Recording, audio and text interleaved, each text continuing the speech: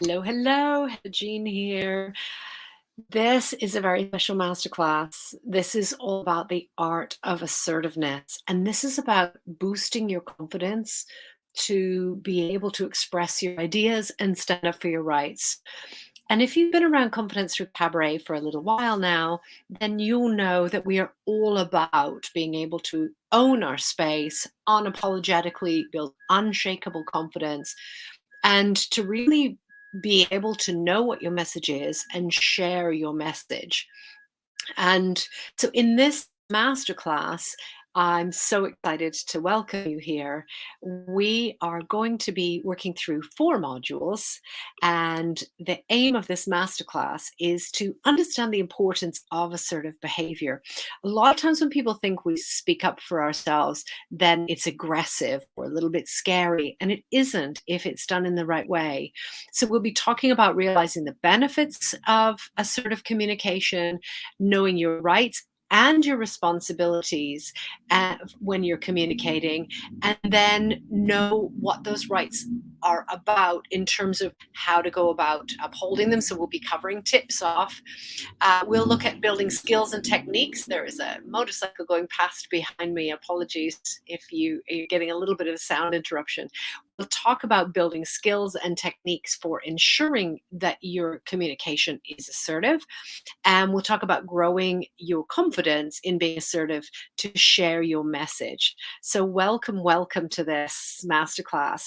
So for this module, module 1, we'll be talking about just kind of some of the things to help you get started and get the most out of the masterclass. And then for module 2, we'll talk about what assertiveness means and also what assertiveness doesn't mean, and the kind of when and why of being assertive. We'll also look at the benefits and potential drawbacks of using assertive communication or behaving assertively. And then in module 3, then we will go even more into further defining what assertiveness is when related to non-assertive behavior and when related to, submissive or passive as well as aggressive sides of things.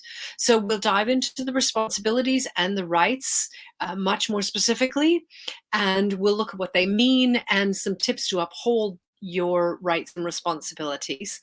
And then in module 4, our final module, we'll be looking at key skills and techniques for developing your assertiveness. So I hope you're as excited as I am. This is a topic that I have run for corporate clients for many years. It's usually a whole day workshop because we work through exercises and practices. And really, what I would suggest when you're practicing these skills is that you do it with people where it's safe, it's comfortable for you, it's comfortable for the other person or people, and that they're going to be loving and supportive and understand that you are looking purely to express your message and develop your assertive skills. So be gentle with those when you're practicing, and in no time you'll find that you can use this anywhere. So this masterclass is important because assertiveness is about rights and responsibilities of everyone in any communication. And it's very often when we assert ourselves, we can put down the rights of others, or we can put down the rights of ourselves. And it's a lot about taking responsibility and encouraging others to take responsibility for upholding their rights too. So knowing how to uphold your rights and the rights of others is important for your own self-esteem, how you view yourself in terms of your worth, your value. It's important for developing confidence and true expression, that unshakable confidence to share your message unapologetically, and express who you are and the messages that you aim to share and the messages that you aim to receive as well. So behaving assertively is essential for achieving what you desire in terms of your confidence, in terms of getting your message across, and honoring the relationships that you develop along the way. So let's get stuck in.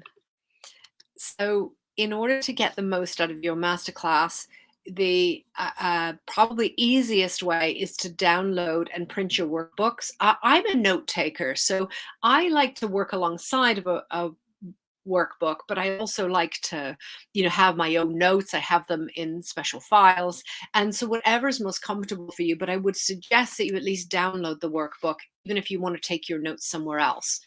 And then watch the video. And, depending on your learning style, you may want to watch it all the way through and then go through the workbook.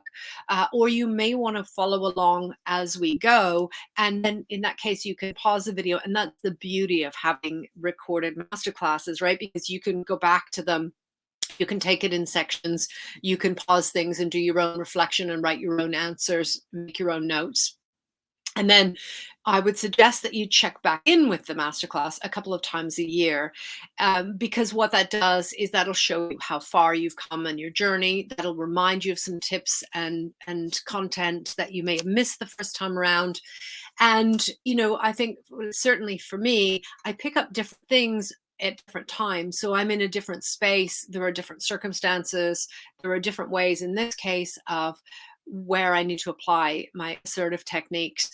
And so if you're watching this a couple times a year, then you can really get value out of the reflection and going back to it and seeing your journey and where you can keep growing. I'm a big believer in beginner's mind. So if there are things that you are already aware of or that you're already doing, rather than saying, yeah, I get it, it's more beneficial if we kind of go, oh, as if we're a beginner, because then we pick up tools and techniques and we learn different ways of really embracing the skills and applying it. And sometimes we hear things in a different way as well in beginner's mind. So really good idea for you to kind of, put aside what you do know and really kind of watch this in its purest form. So also join the Facebook community, because in there, then you get an opportunity to, kind of share what you've learned, get support from others, ask any questions, make any comments that you want to share.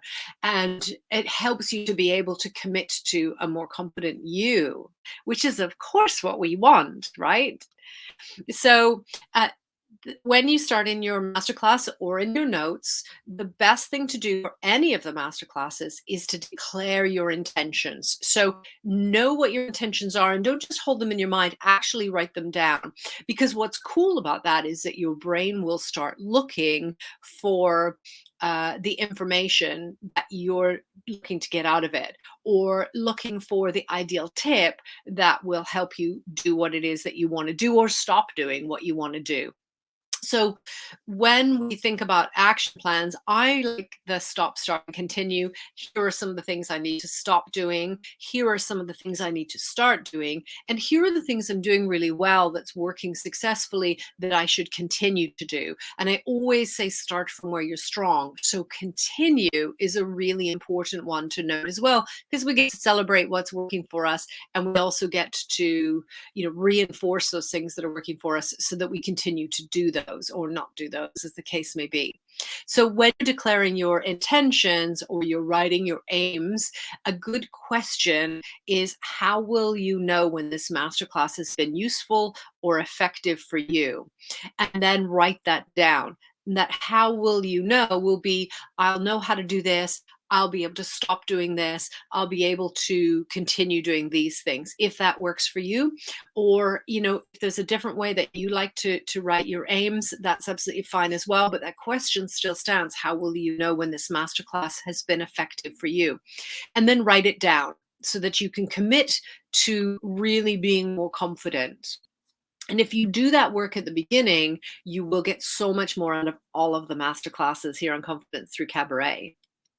So I'm Heather Jean. For those of you I don't know or don't know well, thank you again for joining me on this masterclass. I help women and femme-identifying to really build unshakable confidence, to be unapologetic in their body, to own their space, to feel confident about where you are now. So there might be things that you're working on or want to change for the future. There might be things that you're not so comfortable with in this moment, But it is important that you acknowledge and accept where you are now and love that space so that you can continue growing. So again, it's that start from where you're strong. Where are you now?